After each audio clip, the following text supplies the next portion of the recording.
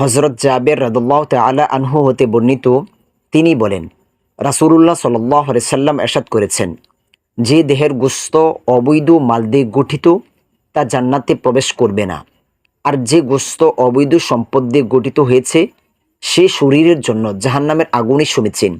আহমদ, দারিমি ও বাইহাকি। এ হাদিস থেকে স্পষ্ট, যে শরীর অবৈধ হারাম মাল দিয়ে বৃদ্ধি হয়েছে ওই শরীর জান্নাতে যাবে না, তার স্থান হবে জাহান্নাম।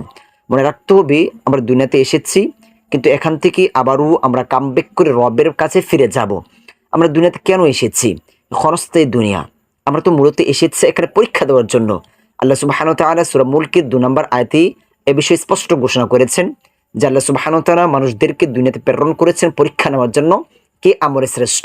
তারপর আমরা এই দুনিয়া থেকে কামব্যাক করে আবার রবের পথে ফিরে যাব, রবের কাছে ফিরে যাব।